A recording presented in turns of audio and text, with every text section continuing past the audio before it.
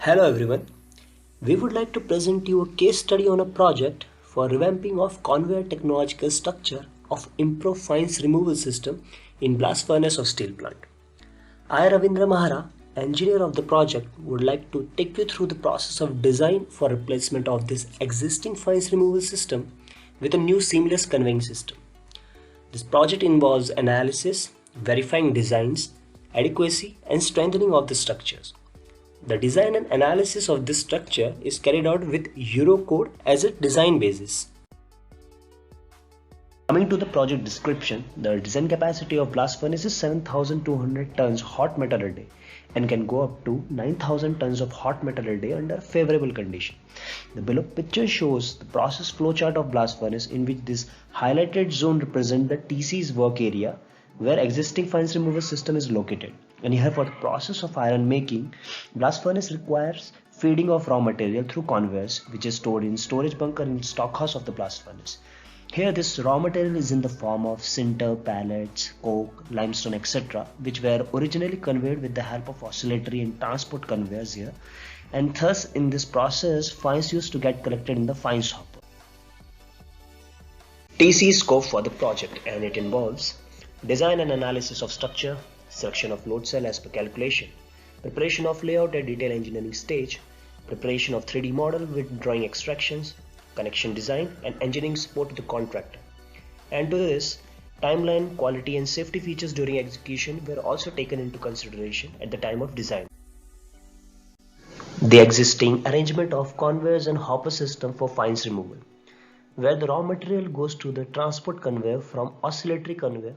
As you can see here in the PNID of the system, this material later moves to the vibrating screen and there this fines get separated and the larger particle goes to the wigging bunker as a feed to the blast furnace.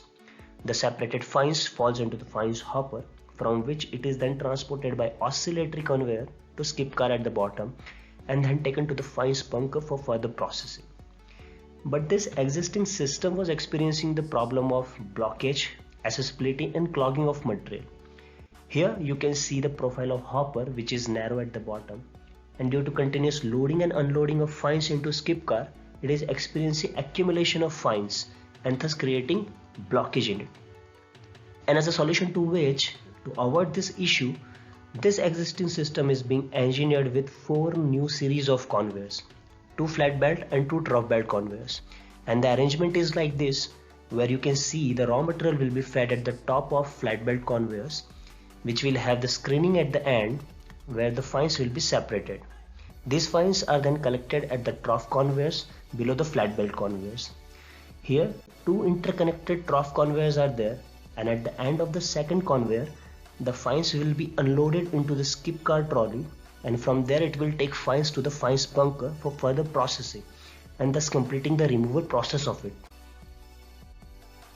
In best practice and innovation, challenges faced were design and analysis of the conveyor structure using general purpose structural engineering software, seamless process of the fines removal, and idealizing the concept of load cells. As mentioned earlier, for the load cells, it is used in the conveyor structure to measure the material weight in it.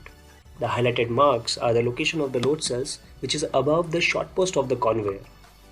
However, in below pic you can see the idealized structure in design software where the highlighted mark shows the position of the load cell in it. And before idealizing this concept, in basic engineering stage, it was proposed to go with 8 short post and 8 load cell in one conveyor. But in detailed engineering stage, after detailed analysis of the structure, the number of load cells and short post were reduced to 6 numbers per conveyor, thus total reducing 4 number of load cells as well as short post. And for analysis part of the structure, to get the exact material profile, TC did a separate study on material stacking properties and then material load is applied accordingly. Also, such type of analysis of mechanical equipment generally requires a high-end spatial FEM softwares. But the same structure has been designed and analyzed in-house in design software, keeping all idealization and calibration into consideration. Now here one pair of short post leg of conveyor structure is resting on steel platform beam as shown here, while 2 pair of legs on concrete surface, and due to which the steel beam is subjected to bending. and which will create tension in load cell. Thus, the stiffness of this beam on which the short post leg is resting is kept in such a way that no tension load is registered in the load cell. Thus, structure was designed keeping this proper simulation in software as well. Finally, coming to the value additions done to the projects. The design work carried out by TC did ensure installation of the series of conveyors along with minimizing the number of load cells and short posts, thus contributing significantly to the project budgets. The successful analysis of the structure in design software with proper backup calculation help eliminates the need for using high-end FEM based software. This avoids the licensing cost of specialized software, resulting in reduction of project cost to TC. The design hence approved by client as well. Summarizing to which, this successful execution of this complex project through TC's way of working demonstrated the commitment to quality, timeliness and cost effectiveness. Adoption of standard systems and procedures help fulfill the project objectives and TC values. Thank you.